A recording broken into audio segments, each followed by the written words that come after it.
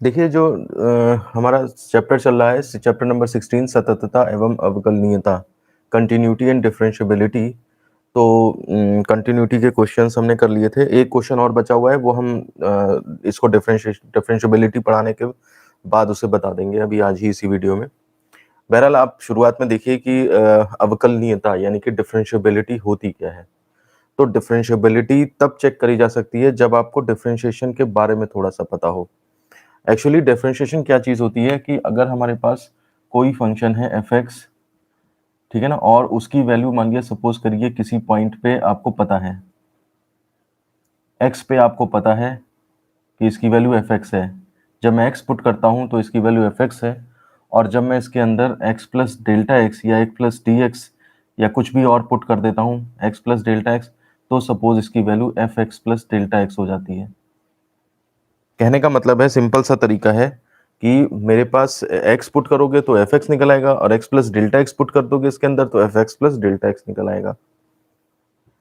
तो अब अगर मैं देखूं कि इसमें क्या चेंज हुआ, x में क्या चेंज किया, तो x में चेंज आपका हुआ final value minus initial value, यानी कि x plus delta x minus x, तो एक्स एक्स कट गया यानी कि डेल्टा एक्स आ गया। और अगर फंक्शनल वैल्यू में क्या चेंज हुआ, यानी कि y is equal to f x function दिया है, तो y में क्या चेंज हुआ, तो y में चेंज इज इक्वल टू हुआ कि बाद में हो गया वो F x plus delta x minus पहले था वो एफ एक्स।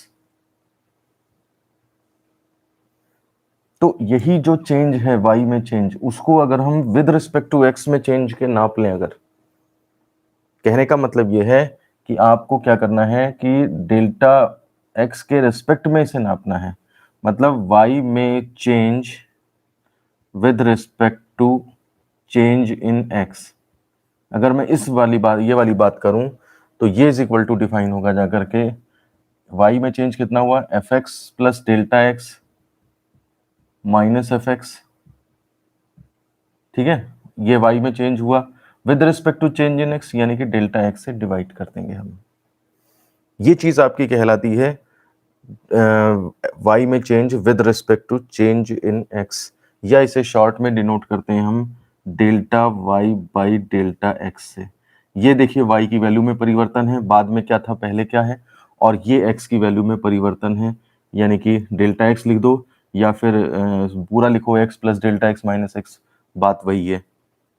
अब ध्यान दीजिए, यहीं से आपका बात स्टार्ट होती है कि अगर मैं क्या करूं कि इस इन चेंजेस को काफी छोटी वैल्यू पे डिफाइन कर दूं, मतलब मेरा ये डेल्टा एक्स बहुत छोटा होने लगे, तो उस केस में इसी delta y by delta x को क्या कहा जाता है, d y by D x कहा जाता है। कहने का मतलब यह है कि d y by D x अगर आप निकालना चाहते हो, तो यानी कि ये आपको delta y by delta x जो है वो किस तरफ चाहिए, किस टाइम पे चाहिए, जब आपके चेंजेस बहुत ज्यादा छोटे हों। यानी कि लिमिट एक्सटेंस टू जीरो पे अगर मैं delta y by delta x निकालता हूं तो ये क्वांटिटी मेरी d y by D x कही जाएगी। और इसी चीज को अगर मैं यहाँ पे लिख दूं delta y by delta x, देखिए वो निकाला मैंने, तो उसकी वैल्यू अगर मैं यहाँ पे सब्स्टिट्यूट कर दूं तो देखिए limit delta x tends to zero, f x plus delta x minus f x upon delta x. तो ये चीज जो कहलाती है, ये कहलाती है आपका किसी वैल्यू का, किसी फंक्शन का, आपका कहने का मतलब है डेरिवेटिव निकालना। ये कंसेप्ट आपको डिफरेंशियबिलिटी पढ़ते टाइम भी जानना पड़ेगा, और जब हम डिफरेंशिएशन चैप्टर पढ़ेंगे नेक्स्ट चैप्टर जो हमारा, उस टाइम भी ये कंसेप्ट की जरूरत हमें पड़ती है। मतलब ये फंडामेंटल कंसेप्ट है आपका डिफरेंशिएशन या डिफरेंशियबिलिटी चेक करने का, या किसी भी चीज का। तो कहने का मतलब है फंक्शन की वैल्यू में थोड़ा सा चेंज करना है, ठीक है ना, उससे फिर डिफरेंस ले लेना है पुरानी वैल्यू का, और कितना चेंजेस किए थे आपने वो चीज यहाँ नीचे लेनी है, और उन्हीं चेंजेस को टेंस टू जीरो कर देना है। मतलब माइन्यूट चेंजेस के लिए आपको ये चेंजेस देखने हैं, माइन्यूट चेंजेस अगर किसी फंक्शन में देखने हैं तो वो आपको d y by D x करके देगा। D y by D x निकालने के ये केवल यही एक तरीका नहीं है, बहुत सारे तरीके हैं। फॉर्मूले डायरेक्ट याद कर लीजिए, उससे भी निकल जाता है, और ज्यादातर डिफरेंशिएशन उसी तरीके से किया जाता है। तो अब हम देखते हैं कि डेरिवेटिव जो अवकलनीयता है वो कैसे टेस्ट करी जाती है। तो यहाँ पर देखिए हमने देखा कि फंक्शन की वैल्यू में चेंज करना है, और कितना पहले था उससे फिर डिफरेंस लेना है, और फिर जितने चेंजेस किए हैं आपने उनको लिमिट टेंस टू 0 कर लेना है। जैसे डेल्टा एक्स जो यहाँ नीचे है वो टेंस टू 0 कर लें, इससे हमारा डिफरेंशिएशन निकल जाता है, y का differentiation with respect to x, या फिर हम इसे कहते हैं डेरिवेटिव ऑफ y। ठीक है ना। तो अब कोई फंक्शन अगर डिफरेंशिएबल है तो ये काम जो है वो उसका ये चीज एग्जिस्ट करनी चाहिए। अब जैसे आपने सततता में पढ़ा है कि लिमिट जब एग्जिस्ट करती है तो किधर से करती है, लेफ्ट से भी करती है, राइट से भी करती है, बराबर होनी चाहिए। तो वही काम हम यहाँ भी करके अगर दिखा दें कि ये फलानी लिमिट तब कब एग्जिस्ट करेगी जब ये काम राइट में किया जाए और जब यही काम लेफ्ट में किया जाए, दोनों तरफ से अगर बराबर निकलता है तो हम उस केस में कहेंगे कि फंक्शन डिफरेंशिएबल है। तो अब मैं जरा इस चीज को शॉर्ट में रिप्रेजेंट करके दिखा रहा हूं आपको, आसान तरीके से इसको कैसे सॉल्व किया जाएगा। तो वो चीज लिखने का तरीका देख लीजिए। ये मान लिया सपोज करिए नंबर लाइन है और ये हमारा पॉइंट x इक्वल टू ए है। मुझे x इक्वल टू ए पे चेक करना है कि डेरिवेटिव एग्जिस्ट करता है या नहीं करता है। तो इसमें मैं चेंजेस करूंगा थोड़े से, fx की वैल्यू में x थोड़ा सा चेंज करूंगा। तो अब वो चेंज देखिए क्या करना है आपने, अगर आप उस चेंज को a प्लस एच करते हो यानी कि थोड़ा सा राइट की तरफ जाते हो, तो यहां से जो आपका निकलेगा उसे कहते हैं हम राइट हैंड डेरिवेटिव। जैसे हमारी राइट हैंड लिमिट निकलती थी वैसे ही राइट हैंड डेरिवेटिव यहाँ पे निकाला जाएगा। और अगर इसी काम को आप लेफ्ट में आके करते हो तो यहाँ से ये जो निकलेगा आपका उसे कहेंगे हम लेफ्ट हैंड डेरिवेटिव। मतलब चीज यही करनी है कि फंक्शन की वैल्यू में थोड़ा सा चेंज करना है कि वो चेंज ही नीचे आएगा और ओरिजिनल वैल्यू से उसका डिफरेंस ले लेना है और विद रिस्पेक्ट टू कितना आपने एक्स की वैल्यू में चेंज किया था उसी चीज चेंज को लिमिट इतने पे 0 टेंस टू 0 पे ले लेना है आपने। ये चीज डेरिवेटिव कहलाती है। यही चीज निकाली जाए राइट की तरफ तो राइट हैंड डेरिवेटिव बन जाती है और यही चीज निकाली जाए लेफ्ट की तरफ से तो यही चीज लेफ्ट हैंड डेरिवेटिव बन जाती है। तो राइट हैंड डेरिवेटिव के लिए अब हम फॉर्मूला लिखते हैं। देखिए अगर हमें निकालना है राइट हैंड डेरिवेटिव, हेडिंग सबसे पहले पड़ेगी राइट हैंड डेरिवेटिव। तो इस चैप्टर में ये माना जा रहा है कि जब आप राइट हैंड डेरिवेटिव लिख रहे हैं तो आपको ये सब पहले से पता है, ये एज्यूम करके हम चल रहे हैं यहाँ पे। ठीक है ना। इसे शॉर्ट में कहते हैं LHD। तो वो LHL होता था, RHL होता था, यहाँ पे LHD यानी कि लेफ्ट हैंड डेरिवेटिव और उस राइट हैंड डेरिवेटिव। तो देखिए इसमें करेंगे क्या, राइट की तरफ जाना है मतलब a में h जोड़ना, FA प्लस एच। तो हम राइट में थोड़ा सा पहुंच गए प्लस एच, फिर माइनस FA, वैल्यू डिफरेंस ले लेनी है जो ओरिजिनल वैल्यू थी, जहां से आप गए थे a से उधर गए थे, a plus H minus FA upon कितना आपने h चेंज किया तो आपने h चेंज किया। ठीक है। और ये आपकी लिमिट यहाँ पे h टेंस टू 0, जितना आपने चेंजेस किए वो टेंस टू 0 होने चाहिए। ये फॉर्मूला आ जाता है लेफ्ट हैंड डेरिवेटिव का। यही चीज करी जा रही है लेकिन राइट की तरफ करी जा रही है। अब यही चीज हम करेंगे लेफ्ट की तरफ। तो देखिए लेफ्ट की तरफ जब आप आओगे तो कौन सा पॉइंट मिलेगा, a माइनस एच मिलेगा। तो अब आपको समझ में आ रहा है, मैं इसको मिटा दे रहा हूँ। और देखिए अब हम लेफ्ट हैंड डेरिवेटिव को डिफाइन कर रहे हैं। तो लेफ्ट हैंड डेरिवेटिव, इसे शॉर्ट में भी क्या कहेंगे हम, सेम उसी तरह से नाम आएगा RH। ये हमने L क्यों लिखा, R होना चाहिए ना, ठीक। तो ये हमारा left hand derivative LHD is equal to आएगा जा करके लेफ्ट में आएंगे, यानी कि हमारा FA माइनस एच करेंगे, माइनस जो ओरिजिनल वैल्यू उससे डिफरेंस, डिवाइडेड बाई चेंज कितना किया है आपने, चेंज माइनस एच किया है। ध्यान दीजिए चेंज आपने माइनस एच किया है क्योंकि इनिशियल वैल्यू a थी, बाद में a माइनस एच हुई है। फाइनल माइनस इनिशियल करोगे तो a minus H minus a कटेगा, माइनस एच आएगा, माइनस एच यहाँ रखोगे और ये आपका लिमिट h टेंस टू 0 हो जाएगा। ये आपका लेफ्ट हैंड डेरिवेटिव आ जाएगा। तो अब डिफरेंशियबिलिटी कब आएगी, कोई function x equal to a पे डिफरेंशियबल तब कहा जाएगा जब वो उसका राइट हैंड डेरिवेटिव भी एग्जिस्ट करता हो और लेफ्ट हैंड डेरिवेटिव भी एग्जिस्ट करता हो। कहने का मतलब है डिफरेंशियबिलिटी कब आएगी फंक्शन में, डिफरेंशियबिलिटी, तो कोई फंक्शन, कोई फलन y is equal to f x equal to a पर अवकलनीय होगा, अवकलनीय होगा यदि right hand derivative is equal to left hand derivative. ये कंडीशन अगर फुलफिल हो तो हमारे पास वो फंक्शन जो है वो डिफरेंशिएबल कहलाएगा। तो सीधा को मतलब है आपके पास अगर क्वेश्चन आता है डिफरेंशिएबिलिटी चेक करने का, तो आप इस फॉर्मूले की हेल्प से राइट हैंड डेरिवेटिव निकालें, इस फॉर्मूले की हेल्प से लेफ्ट हैंड डेरिवेटिव निकालें और देखें दोनों बराबर हैं। अगर वो बराबर आते हैं तो लेफ्ट हैंड बराबर आते हैं तो इसका मतलब फंक्शन डिफरेंशिएबल है, और अगर नहीं बराबर आते हैं तो नहीं डिफरेंशिएबल है। आप इसे नोट कर लें कंडीशन को और समझने की कोशिश करें। ये जितना अच्छा समझ लेंगे ये वाली लाइन, यही वाली लाइन आपका प्रथम सिद्धांत से अवकलन बनेगा जा करके, जो कि नेक्स्ट चैप्टर में आएगा आपके पास टॉपिक। तो कंसेप्ट यहाँ भी मैंने एक बार समझा दिया है, एक बार मैं वहां पर केवल यही समझाऊंगा कि डिफरेंशिएशन इससे डिफाइन हो जाएगा सीधे। ठीक है ना, वहां पे एक की जगह एक्स ले लेंगे बस, यहाँ पे तो कोई पॉइंट दिया रहता है, वहां पे तो जनरल डिफरेंशिएशन निकालना पड़ता है, तो ए नहीं लेते हैं, वहां पे एक्स लेते हैं।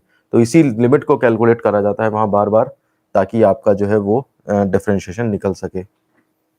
इसे नोट कर लीजिए। एक चीज मैं आपको थोड़ी सी और बता देता हूँ, आपको आगे फिर से पता लगेगा ये बात कि अगर मैंने कभी dy बाई डी एक्स निकाला तो ये स्पर्श रेखा की प्रवणता को शो करता है। स्पर्श रेखा की प्रवणता यानी कि टेंजेंट जो होगी उसके जो स्लोप है उसको रिप्रेजेंट करता है। जैसे मान लिया सपोज करिए ये x है, ये y है, और ये हमने function y is equal to f x ले लिया।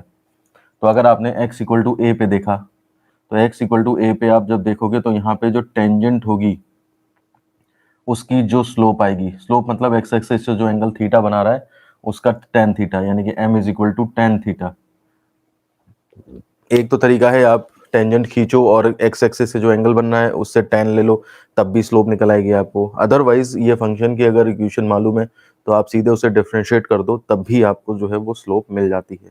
दो तरीके होते हैं, जैसे dy by D X general slope मिल जाएगी, कहीं भी निकाल लो, और अगर हम इसे at point x equal to A निकाल लें तो उस केस में कोई पर्टिकुलर पॉइंट पे भी वो निकाली जा सकती है। तो ये स्पर्श रेखा की प्रवणता कहलाती है। इससे मैं क्वेश्चंस को थोड़ा और समझा लूंगा आपको, इसलिए मैंने अभी यहाँ पे बता दिया है।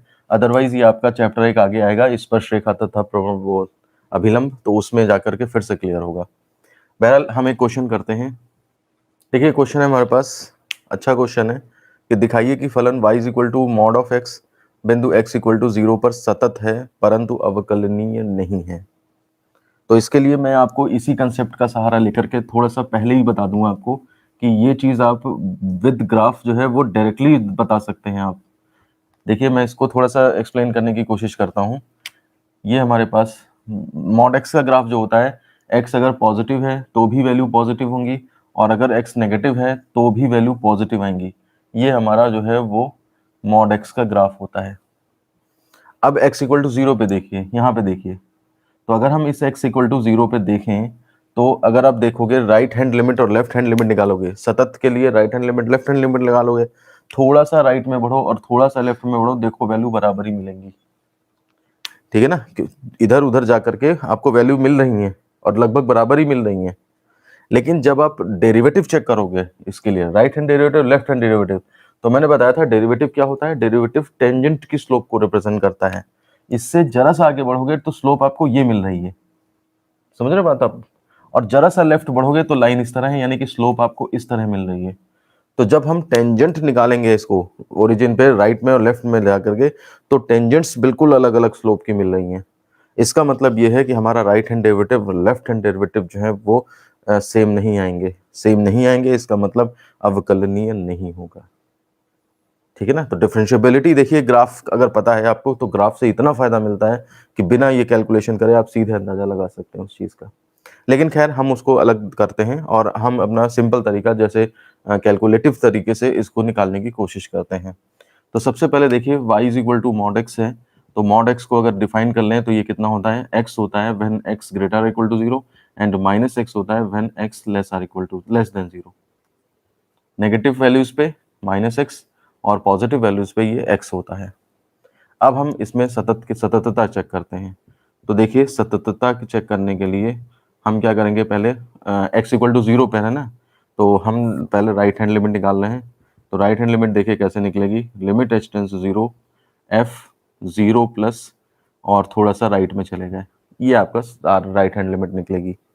तो राइट हैंड लिमिट देखिए कितनी होगी, limit h tends to 0 f h हो गया, अब h देखिए राइट में गए हैं, तो राइट में गए हैं तो इसका मतलब देखिए पॉजिटिव है तो क्या आ जाएगी फंक्शनल की value, limit tends to zero, F h का मतलब ये सिंपल h हो जाएगा, और ये एच टेंड्स टू जीरो डाल दीजिए तो जीरो आ जाएगा। ये इक्वेशन नंबर फर्स्ट हो गई।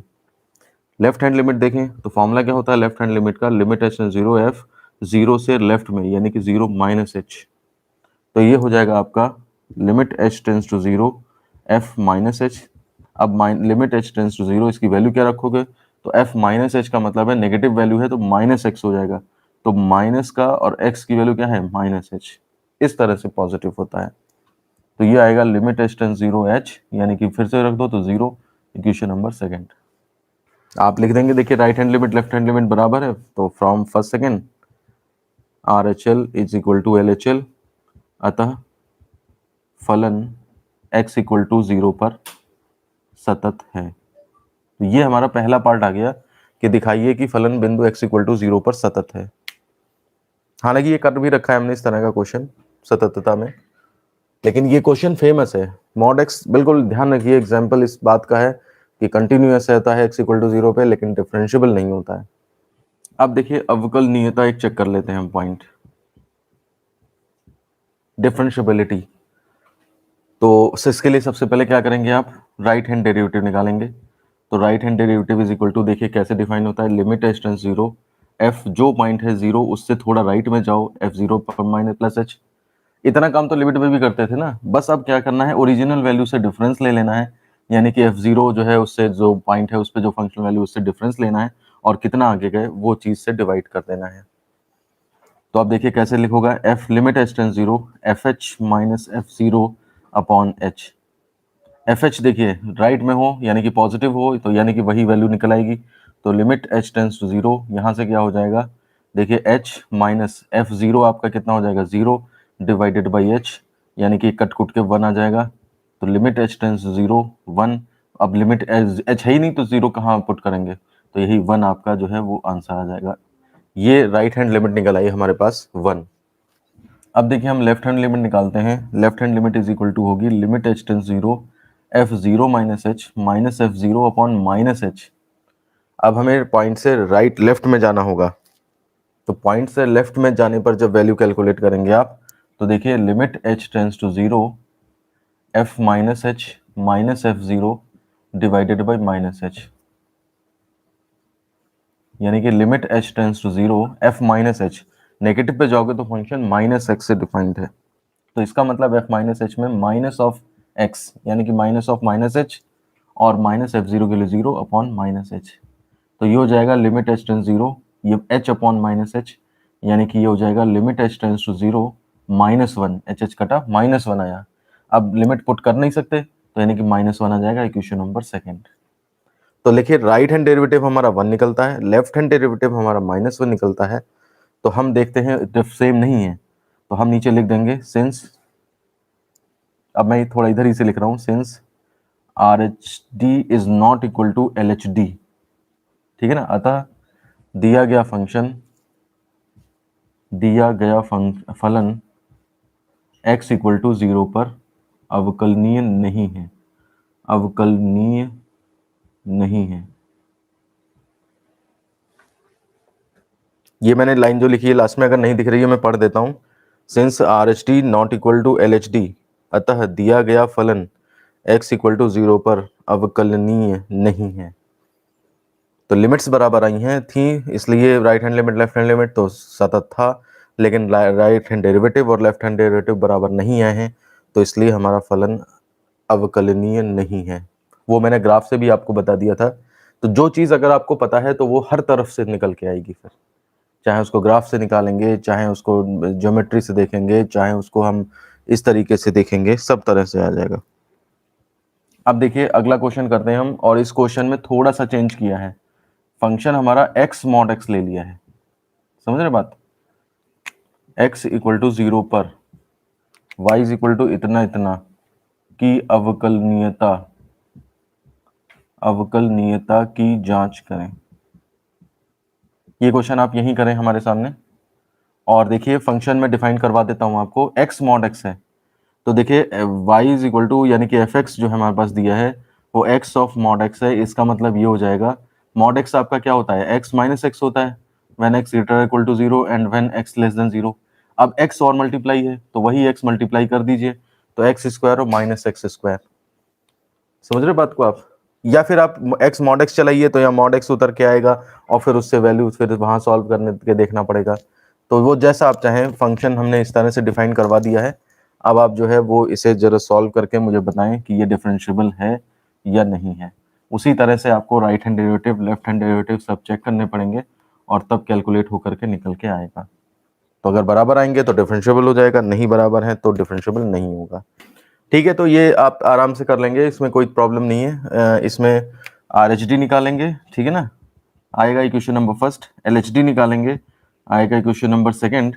और दोनों बराबर आ रहे हैं, आप चेक कर लीजिएगा, ठीक है ना। तो सिंस ये दोनों इक्वल आएंगे तो इसलिए हमारा फंक्शन जो है वो अवकलनीय है, ठीक है ना। अब हम इसके बाद अगला क्वेश्चन एक ट्राई कर लेते हैं। देखिए क्वेश्चन हमारे पास, दिखाइए कि फलन f x equal to x sine 1/x जब x नॉट इक्वल टू 0 है एंड 0 व्हेन जब x इक्वल टू 0 है, x इक्वल टू 0 पर अवकलनीय नहीं है। तो अवकलनीय नहीं है तो इसके लिए फिर आप वही तरीका अपनाओगे, RHD निकालोगे। राइट हैंड डेरिवेटिव कितना होगा, लिमिट h टेंस टू 0, ठीक है ना। f 0 प्लस h राइट में गए माइनस f 0 अपॉन h, तो ये हो जाएगा limit h tends to 0 f H minus f 0 upon एच। अब देखिए limit h tends to 0 f h यानी कि 0 से नहीं है तो फंक्शन इस तरह डिफाइंड है, तो h रख दीजिए x की जगह, h साइन 1 अपॉन h, ये इस तरह से हो गया। माइनस एफ 0, 0 पे फंक्शन कैसा है, 0 है, अपॉन h, ये इस तरह से आएगा। अब देखिए आपका ये h तो कैंसिल हो गया, ये बचेगा limit h tends to 0 sine 1 upon h।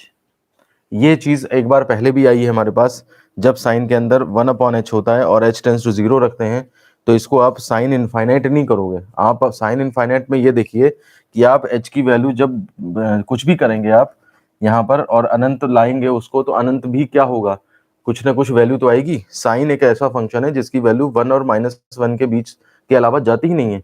तो आप चाहे जितनी बार एंगल घुमाते चले जाएं, उसको चाहे जितना बड़ा करते चले जाएं, आपका आंसर -1 और 1 के बीच में ही आएगा, ठीक है ना। तो हम यहाँ पर लिखते हैं, इसके बाद देखिए क्या लिखेंगे हम, लिमिट ये इज इक्वल टू हो जाएगा आपका एक ऐसी संख्या, एक संख्या जिसका मान +1 व -1 के बीच में है। अब आप ये देखो कि एक संख्या जिसका मान प्लस और -1 के बीच में है, लेकिन हमें पता नहीं है वो क्या है, एग्जैक्टली डिफाइन नहीं है। यानी कि हम यहाँ पर फिर से कहेंगे अर्थात RHD राइट हैंड डेरिवेटिव का अस्तित्व नहीं है। ये बात ध्यान से समझ लीजिए भाई, कोई चीज आप कह रहे हो निकल रही है तो निकल के वैल्यू तो दे पाओगे आप। ये कोई नहीं है सेंस बनता कि आप कह रहे हो -1 और +1 के बीच में है, तो -1 +1 के बीच में, लेकिन है कितना एग्जैक्टली वो डिफाइन नहीं हो रहा है। सिंगल वैल्यूड जिसे कहते हैं, एक मानी फलन, एक सिंगल वैल्यू नहीं निकल के आ रही है, तो इसलिए हम फिर से ये लिखेंगे कि RHD का जो है वो अस्तित्व नहीं है, ठीक है ना। तो हमारा RHD डिफाइन नहीं है। अब अगर यही डिफाइन नहीं है तो LHD निकाल के क्या कर लोगे, ठीक है ना। वो अगर कुछ आएगा भी तो हालांकि कैलकुलेट करोगे तो माइनस में आ जाएगा बस वो नंबर, तो माइनस इंटू करके आ जाएगा, नीचे माइनस h आ जाएगा बस, तो वही चीज आंसर फिर से आएगा। इसी प्रकार LHD का भी अस्तित्व नहीं है। तो जब अस्तित्व नहीं है तो फिर ठीक है, अतः x इक्वल टू 0 पर दिया गया फलन अवकलनीय नहीं है। तो इस तरह से देखिए अवकलनीयता पार्ट कंप्लीट होता है हमारा, और इसमें सारे क्वेश्चंस इसी तरह के हैं। हालांकि इससे एक भी क्वेश्चन आज तक पेपर में नहीं देखा है गया है, तो इसलिए आप तैयार रखिए, हो सकता है कोई क्वेश्चन आ जाएगा। अगर आप ये सोच के करते हो पढ़ाई कि ये चीज़ फलाना का भी क्वेश्चन पेपर में नहीं आया, तो फिर इस तरह से करने पर आप केवल बोर्ड वाले ही करके जाओगे और उसमें अगर कोई अलग से आ जाएगा तो फिर आप नहीं कर पाओगे उस चीज़ को। तो इसलिए कंसेप्ट है अगर हमारे सिलेबस में तो आपको इसे पता होना चाहिए।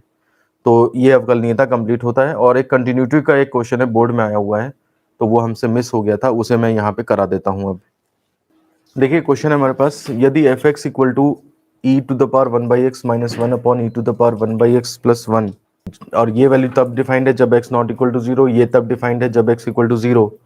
तो x इक्वल टू 0 पर फलन fx की सततता की जांच करें। 0 पर देखिए राइट में जाओगे तो भी वही वैल्यू निकलेगी, नॉट इक्वल टू 0 पे हो जाएगी, और लेफ्ट में जाओगे तो भी नॉट इक्वल टू 0 पे पहुंचोगे। कहने का मतलब है लेफ्ट हैंड लिमिट और राइट हैंड लिमिट पे आपको निकालने टाइम ये फंक्शन लोगे, और जब फंक्शनल वैल्यू निकालोगे तो 0 पे यही वैल्यू दे रखी है 0। तो तीनों चीजें निकालने का हिसाब किताब हमें दे रखा है, बस हमें देखना है कि लेफ्ट हैंड लिमिट और राइट हैंड लिमिट जो है वो एग्जिस्ट करती हैं या नहीं करती हैं। ठीक है ना। तो हम देखिए सबसे पहले इसमें राइट हैंड लिमिट निकालना स्टार्ट करते हैं। हमें पता है limit h tends to 0 F A plus H, A क्या है 0.0 है आपका, तो एफ 0 प्लस एच निकाला जाएगा, यानी कि लिमिट h टेंस टू 0 यानी कि एफ एच हो गया केवल। ठीक है, यानी कि limit h tends to 0 f h का मतलब ये हो गया कि अब देखिए 0 पे तो नहीं हो आप, 0 से अलग हो, यानी कि ये वाला फंक्शन यूज होगा। तो इसमें देखिए h पुट कर दीजिए, तो ये इज इक्वल टू आएगा e to the power 1/h minus 1 upon e to the power 1/h minus plus 1, ये चीज आएगी। देखिए अब देखिए इसको सॉल्व कैसे करेंगे आप, जरा दिमाग लगाइए। देखिए अगर आप यहीं पे h इक्वल टू 0 पुट कर दोगे तो देखिए e to the power 1/0 minus 1 और e to the power 1/0 plus 1, e to the power infinite बनेगा minus 1 and e to the power infinite plus 1। e to the power infinite infinite होता है, तो इसलिए ये इनफाइनाइट बाय इनफाइनाइट की form बनेगी। तो अगर आपके पास ऐसा प्रॉब्लम आ रहा है कि इनफाइनाइट बाय इनफाइनाइट की फॉर्म बन रही है, तो फिर आप क्या करोगे, कॉमन ले लोगे, जिसकी वजह से इनफाइनाइट बन रहा है उसे कॉमन लेके डिवाइड में लाओ, तब जाकर के वो 0 आएगा। तो इस केस में हम क्या करेंगे, limit h tends to 0 e to the power 1 upon h common ले लो, तो 1 minus 1 upon e to the power 1/h। देखिए e to the power 1/h नीचे पहुंच गया, अब वो प्रॉब्लम खत्म हो जाएगी। e to the power 1/h यहाँ भी कॉमन ले लिया, तो 1 plus 1 upon e to the power 1/h, ये हो जाएगा आपके पास। e to the power 1/h e to the power 1/h cancel हो जाएगा, और कैंसिल होने के बाद देखिए आप लोग क्या चीज आ जाएगी हमारे पास। अब इसमें आप वैल्यू पुट कर दें, तो ये इज इक्वल टू आ जाएगा लिमिट h टेंस टू 0, आप पहले लिख लो 1 minus 1 upon e to the power 1/h upon 1 plus 1 upon e to the power 1/h। अब देखिए लिमिट अब अप्लाई कर दीजिए, तो 1 minus 1 upon e to the power 1, अब e टू द पावर 1/0 यानी कि इनफाइनाइट तो होगा ही होगा, अपॉन 1 प्लस 1 अपॉन इनफाइनाइट, ये 0 0 हो जाएंगे, तो 1/1 यानी कि 1 आ जाएगा, यानी कि आपकी RHL जो है वो आपकी इक्वेशन नंबर फर्स्ट यानी कि 1 आ गई। अब इसके बाद देखिए यहीं पर देखिए आपकी राइट हैंड लिमिट 1 आ गई और फंक्शनल वैल्यू 0 है, तो लेफ्ट हैंड लिमिट निकालने से कोई फायदा ही नहीं है। आपकी लेफ्ट हैंड लिमिट अगर 0 निकली तो वो दोनों बराबर होंगे, तो ये नहीं बराबर है। अगर लेफ्ट हैंड लिमिट आपकी 1 भी निकल आई तो 1 1 राइट लेफ्ट लिमिट तो एग्जिस्ट कर जाएगी, लेकिन फंक्शनल वैल्यू के बराबर नहीं होगी। तो इसलिए हमें लेफ्ट हैंड लिमिट निकालना अननेसेसरी है, अदरवाइज आप निकाल के देख लोगे तो मुझे लगता है उसके अंदर e to the power minus 1 upon h आएगा ना, तो शायद वो 1 ही आ जाएगी, 1 या -1 जो भी आएगा, लेकिन फंक्शनल वैल्यू से बराबर नहीं है ना। अगर आपके पास ये लिमिट का क्वेश्चन होता केवल, तो आप लेफ्ट हैंड लिमिट निकालते और देखते कि हाँ क्या होना है क्या नहीं होना है। तो इसलिए चूंकि हम लिख देंगे RHL is not equal to functional value, ठीक है ना, फंक्शनल वैल्यू यानी कि राइट हैंड लिमिट और फंक्शनल वैल्यू बराबर नहीं है, अतः दिया गया फलन x इक्वल टू 0 पर असतत है। ये हमारा इसका आंसर हो जाएगा। तो ये वो क्वेश्चन था जो बोर्ड में आया था और सततता में करा देना चाहिए था लेकिन छूट गया, तो इसलिए अवकलनीयता वाले चैप्टर में मैंने इसे करा दिया है, 1 क्वेश्चन ऑन कंटिन्यूटी। तो ये क्वेश्चन अब आपके सततता और अवकलनीयता से रिलेटेड सारे इंपॉर्टेंट क्वेश्चंस खत्म हो चुके हैं, चैप्टर भी आपका एक तरह से कंप्लीट हो चुका है, और अब हम जो है वो नेक्स्ट चैप्टर जो है प्रारंभिक अवकलन उसके ऊपर चलेंगे, तो वो फिर हम नेक्स्ट लेक्चर में देखेंगे। तो इस वीडियो को मैं यहीं ख़त्म करता हूँ, धन्यवाद।